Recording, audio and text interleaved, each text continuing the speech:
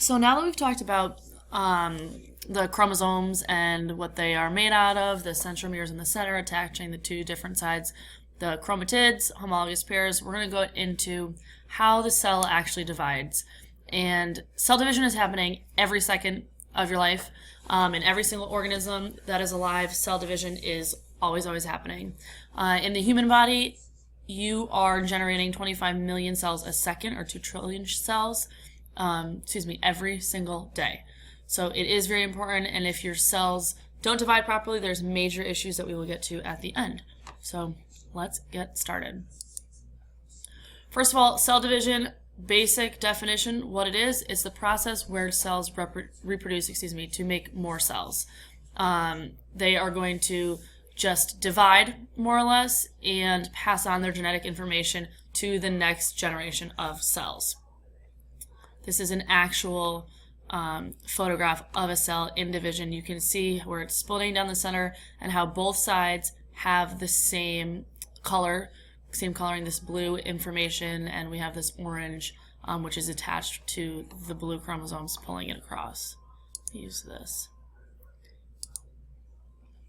Now, we need to remember that prokaryotic cells and eukaryotic cells are a little bit different, and our differences will impact cell division. We'll get there later on, but we have to remember the prokaryotes are the basic, simpler cells, like the yellow bacterium here. There is no membrane-bound nucleus, so all this purple genetic information, all this purple DNA is just kind of floating in the cell, floating in the bacteria.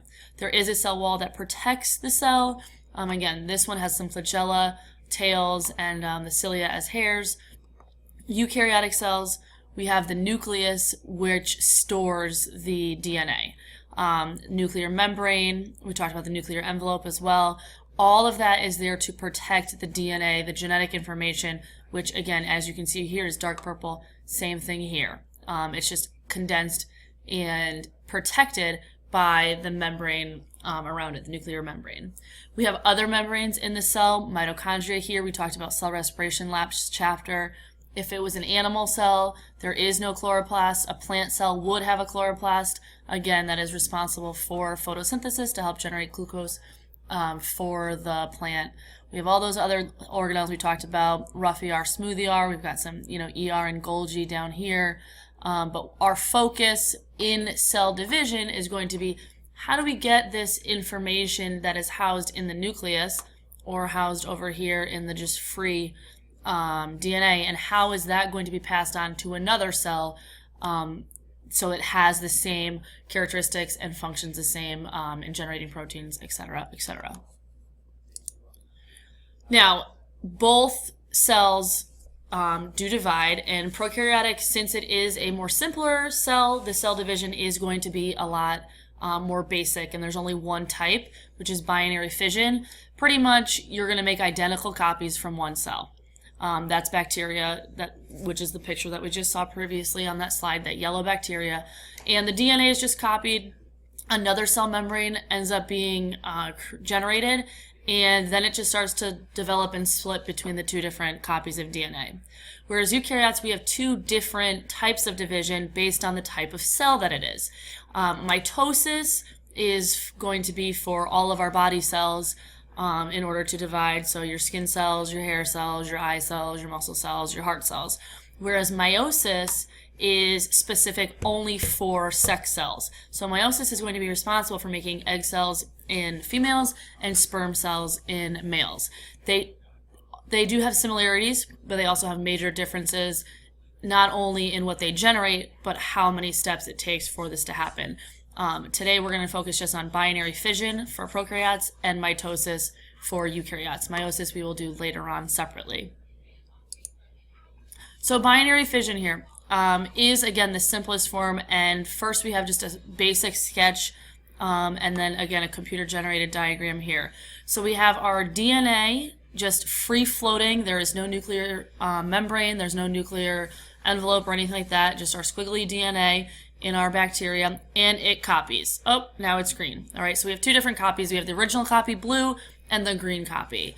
Next step, what happens is they start to separate, and it doesn't matter there's no recombination here happening. It's just we have some one set, whether it be the old or the new, and the opposite set, again, it could be the old or the new. And the cell itself will start to pinch and split up. Pinch looks really good down here, all right? It kind of like, points in. Here we didn't draw it, but you can see it goes a little bit in. And what will eventually happen is you get two identical cells with identical information. I kept them blue for the identical information here. This computer-generated model just shows, okay, here's the original. We have two copies, pink, pink, purple, purple. The DNA is exactly the same. It's just letting you follow the DNA maybe a little bit smoother from one to the other. And this is binary fission. Again, it's very basic. Bacteria do this. Nothing in your cells are replicating this way, or dividing this way. It is the most basic form of cellular division. Now, the cell cycle for our remaining cells here, for your cells, again, all of your cells in your body except your sperm cells if you are a male and your egg cells if you are a female, happens in two major phases. The first phase we have is interphase, and then we have cell division. And cell division is divided into other phases. Interphase itself in cell division has three parts: G1, S, and G2. And if you look over here, you can look very closely. Here we have first growth phase. That's G1 phase, growth and normal metabolic roles. So that's where the cell actually gets bigger in size, cell growth. Then we have the S phase, synthesis phase. And if we remember, synthesis means to make. And that's when your DNA is actually copied. So that's when the chromosomes are replicated. There's a second set made to pass on to the next generation. And the last phase of interphase is the G2 cycle, where the cell grows a little bit more and it really preps for mitosis and division. When it's time for division, there's two different parts. Mitosis is when the nucleus divides, so that's when your DNA actually does split up, and that is in 4 different phases, which we will talk about. And then cytokinesis, which is when the rest of the cell, the cytoplasm, actually splits and you see 2 different cells. This graphic, I think, is a little bit easier to see some of this.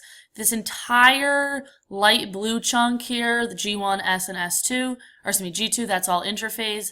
Then we have mitosis, which is our nucleus splitting, and finally cytokinesis, which is our cytoplasm.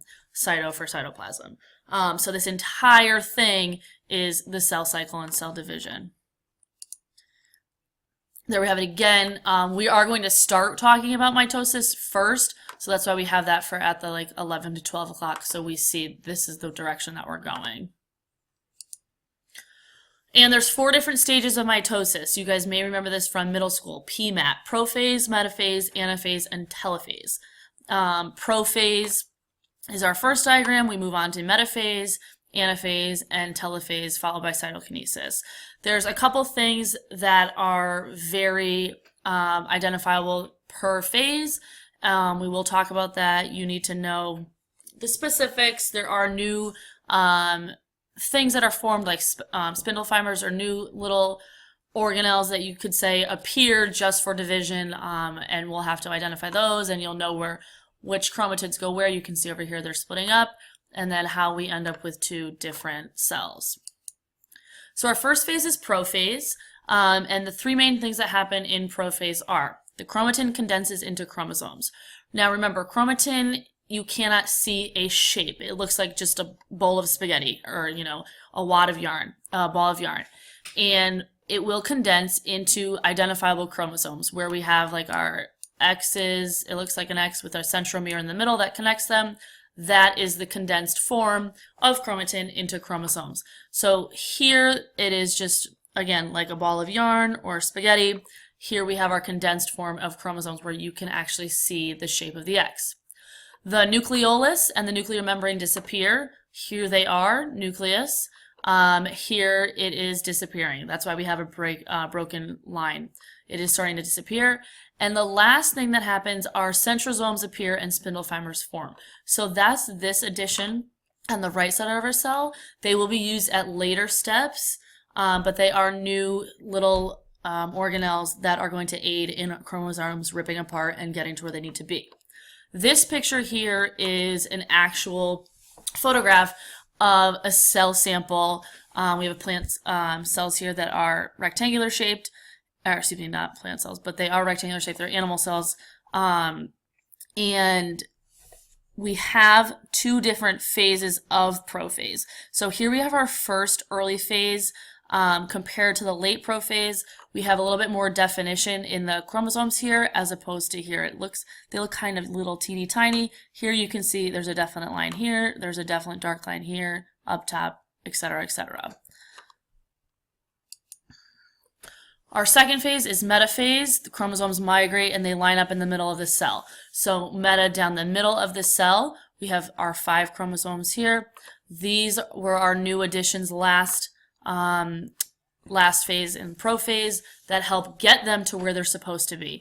And in the cell picture here, it is very easy to see. They're all lined up across the equator, it's called, of the cell. Again, these are real images. We will go through a lab doing this later on. Anaphase, this is where they actually start to pull apart. So our chromosomes in metaphase were lined up like this. And during anaphase, they split up, and they're splitting up by chromatids. So, excuse me, this one side, that's one chromatid, that is going to be separated out to the left, and the opposite side is going to be separated out to the right. And the spindle fibers help yank them away from the middle line. Again, they were lined up right down the middle previously. This is an amazing image that we have. We can see the gap being formed. These are our chromosomes being pulled, the dark pink parts here, right here. And you can see the gap that was formed just like here. So anaphase, one thing we need to know, again, the chromatids are pulled apart because each chromosome has to give up 1/2. And our last phase of our PMAT here is telophase, and that's where our spindle fibers disappear. You do not see them anymore, those things that were holding on to parts of the chromosomes. They go back to chromatin. So the chromosomes lose their, they lose their structure, their X, their obvious shape. Let me just fix this. And they go back to a ball of yarn, or whatever you want to call it, spaghetti.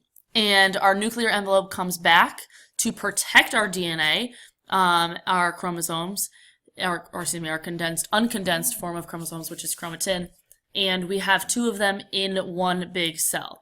What starts to happen is the cell starts to pinch in. Here we have a cleavage furrow being formed. There's another one down here. Again, that is just it pinching down the middle for where it will actually split later on during cytokinesis. So this will end up splitting. Eventually it's just pinching, and it will eventually close down here.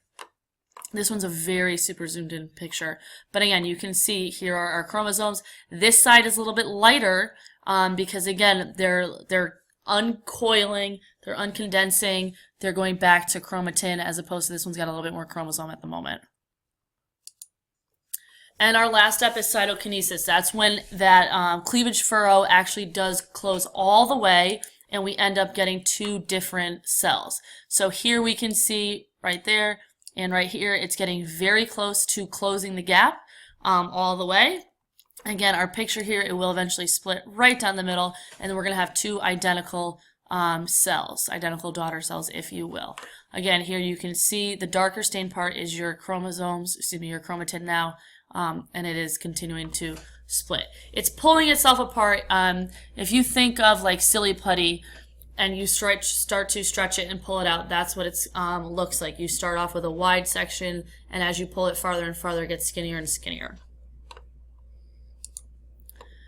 Last slide here. It is possible for your cells to divide out of control, and when cells do, continue to grow excessively and continue to reproduce, you could lead to cancer. And certain mutations can cause cancer, by having too many growth promoting molecules